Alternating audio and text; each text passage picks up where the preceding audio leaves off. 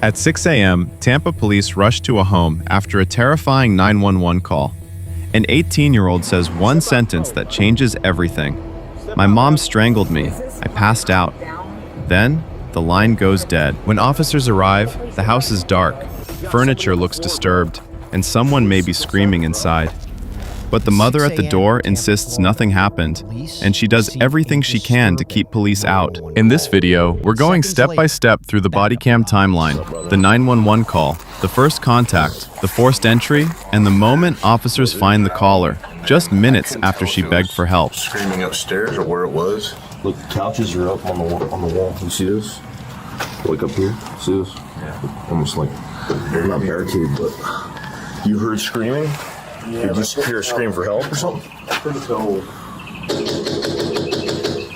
Police department!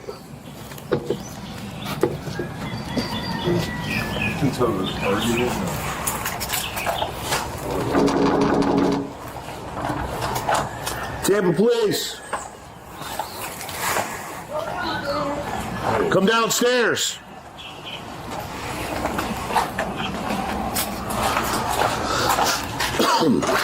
Tampa Police Department. Good morning. He's on the home. Everybody? Okay. Can you come outside for me real quick, please? For what? Police identify the woman seen here as 38-year-old Rotesha Silvius, who's about to get a serious wake-up call. Because we got a call for service here. Not here. Lady, don't play the game. You even do this? Don't do this. Never. Ma'am, stop. Stop it. You're not going to stop us from entering the house. I didn't do that. Ma'am, ma'am, open the door. Stop. 3-1, come in front. Ma'am, stop resisting us. Stop resisting us. We're here for a lawful reason, okay? Here, got that? Sit down. Look on my Facebook. Sit down here. Oh, here, you know what? Come up. Stand up, stand up. You don't have to be aggressive. No, do me a favor. Hey, stop. Hey, do me a favor. Just hang out with her. Where my car? I gotta go upstairs, man. In the car, please. Figure it out. Just keep an eye on this. Rotesha is secured in a patrol car when officers head inside and find Natavia, who called 911 just over 20 minutes earlier, unconscious on the floor. Man, we got somebody on the floor, bro. She looks 6'7", bro.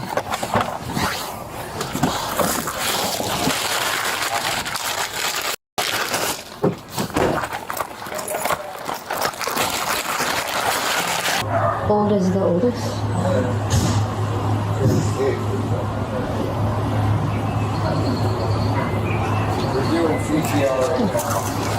Upstairs.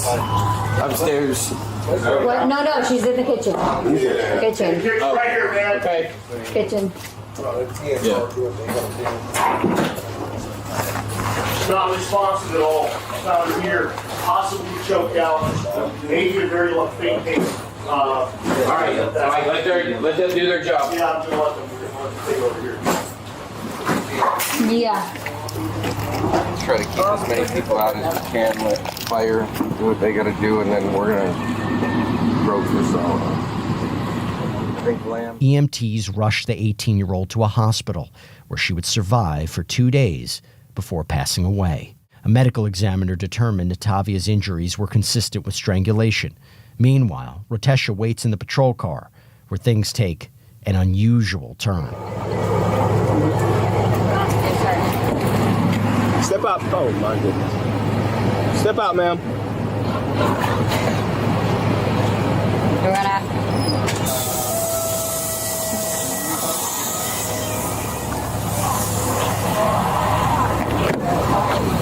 Come on. Come on. Come on. She come back? No. Huh? No. Oh, what's wrong? What's wrong with you?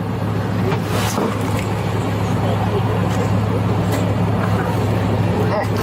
Can we stop? Can we stop acting like this, please? So I can do your search? We're gonna like me out now. Get one of them to come over here and say so as well. Snatch her out. Did she act like that while you were? No, she was talking to us at a rapport, and she started making something about being single for you, taking something. I forget exactly what she said. Something about We'll just have fire. Yeah. So check her. Don't let her fall.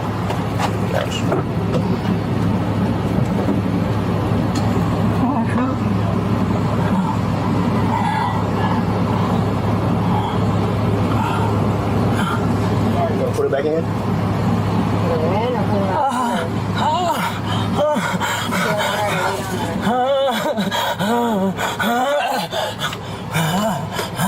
They poisoned me.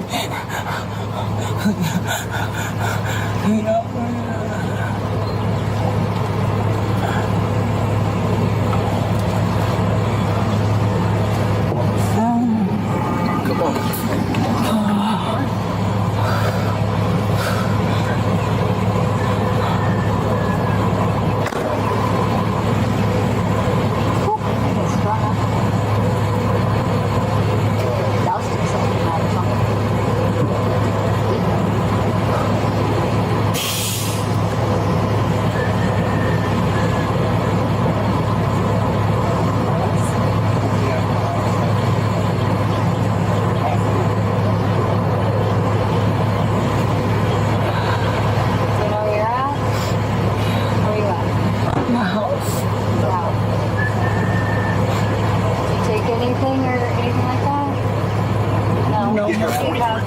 Not yet.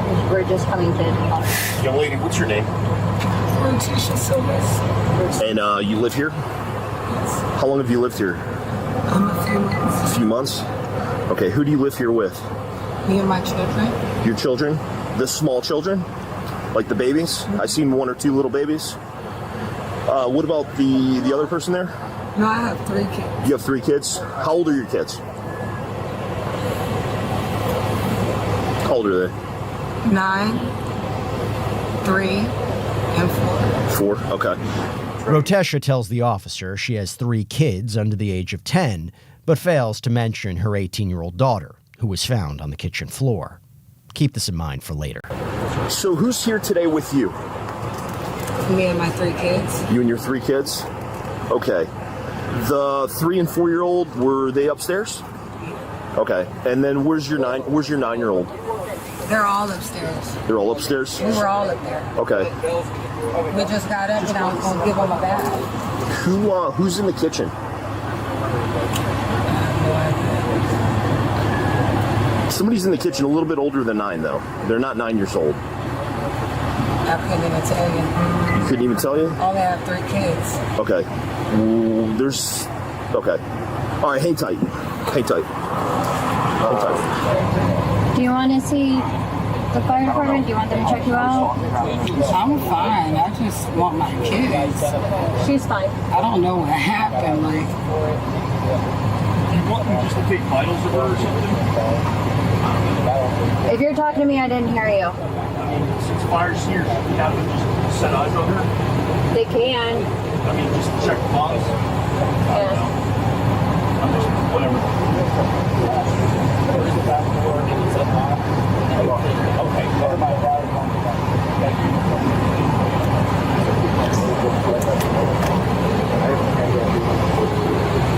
And you feel like all right? We're just gonna have fire just look at you, make sure everything's good. I said I got another one. Okay.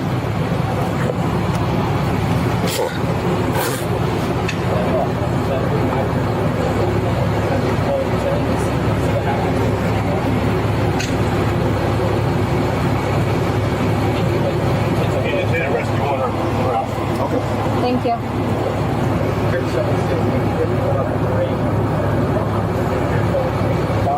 is this Black Hawk Down? Like, who are these people? The police department, police and fire.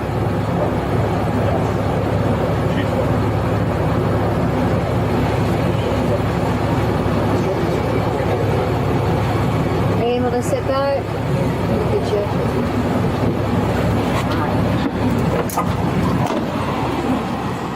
Nadia, who was in her kitchen. I'll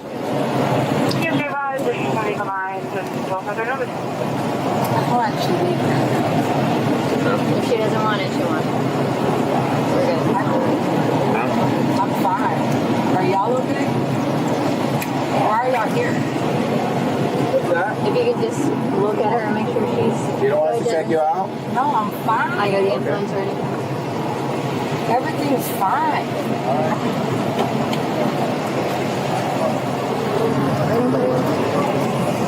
Thank you. I appreciate it. Somebody else come here. Alright, we're gonna walk over to the other car, okay? You able to walk? Yeah, I'm fine. Yeah, they can see mine that I'm holding for her. Sit right here.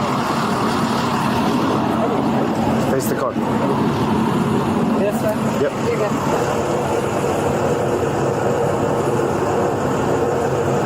Lift your hands up just a little bit. Send me the back corner.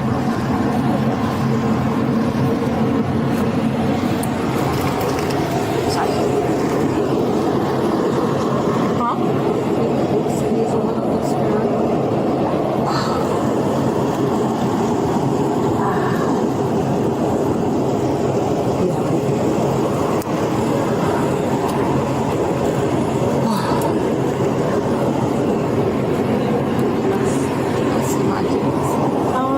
Not yet. They're, I think so.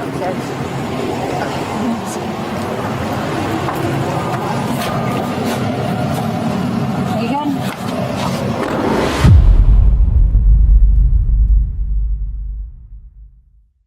All right, let's slow this down and break down what we just watched, step by step. Because this case moves fast on Bodycam, but the most important details are subtle. A dropped 911 call, a mother who blocks police at the door, and a timeline where minutes mattered. And in the end, what started as a welfare check became a homicide case. Quick note, everything here is based on what's visible in the footage and what's publicly reported in the transcript you provided. We're not here to sensationalize a tragedy. This is about understanding the timeline, recognizing warning signs, and learning how quickly a violent situation can turn fatal. Here's the timeline in plain English. Early morning, around 6 a.m., Natavia calls 911. She reports strangulation, says she passed out, and says it happened recently. Then the call drops and dispatch can't reconnect. Officers arrive quickly and treat it like an active emergency, which is exactly what it is when you have a reported violent assault and the victim goes silent. At the door, the mother isn't relieved to see help. She's defensive. She resists. She physically interferes. Officers detain her and enter the home. Inside, they find Natavia unresponsive, on the floor. EMS begins life-saving measures and transports her. And then, this is the part that hits hardest. Natavia survives for 2 days in the hospital, and later dies. But what makes this case stand out isn't just the outcome. It's the behavior, especially the shifting story, because it raises the question, why would someone deny the existence of the very person police came to save? Hold that thought. Let's talk about the strangulation detail, because people underestimate it. Strangulation isn't like a bruise you can walk off. It can cause hidden internal injuries that don't always look dramatic on camera. Swelling in the airway, lack of oxygen to the brain, vascular damage, things that can become fatal even after the initial incident. That's why, when dispatch hears, "I was strangled and passed out," and then the call cuts off, officers treat it like a life or death emergency, because it is. And it also explains why this case escalated legally the way it did, especially after the medical examiner's ruling. Now let's break down the mother's behavior in a neutral way, without assuming motives. Red flag number 1, blocking access. When police respond to a violent 911 call and the victim goes silent, the priority is to locate and secure the victim. What we see at the door is resistance, both verbal and physical. Whether it's panic, denial, confusion, or something darker, the outcome is the same. It delays access, and delays in these cases can be catastrophic. Red flag number 2, the contradictions about who lives in the house. This is the part viewers don't forget because it's so unusual. First, she says she has 3 kids, young kids. Then, when officers mention the person in the kitchen looked older than 9, she says she has no idea who that is. Later, she changes again and says she has 4 kids and identifies Natavia as her oldest. To be clear, contradictions alone don't automatically prove guilt, but in investigations, major contradictions about basic facts, like who's in your house, are taken seriously because it suggests one of 2 things. Either someone is not thinking clearly, or someone is trying to control the narrative. Red flag number 3, the medical flip-flop. She refuses medical help, then asks for it, then argues about what kind of treatment she wants and when. Again, this could reflect stress, mental health issues, or an attempt to redirect attention. But from an officer's perspective, it's another pattern of instability and shifting demands in the middle of a critical emergency. Initially, she's booked on serious assault-related charges, based on what police can establish at the scene and what the victim reported. But when Natavia later dies, the case changes categories. The medical examiner ruled the death a homicide and determined the injuries were consistent with strangulation. That ruling matters because it's a key step between severe injury and death caused by another person, and that's why the charges were upgraded, eventually to first-degree murder, according to the transcript you provided. Rain Court also mentions something that adds another layer: competency.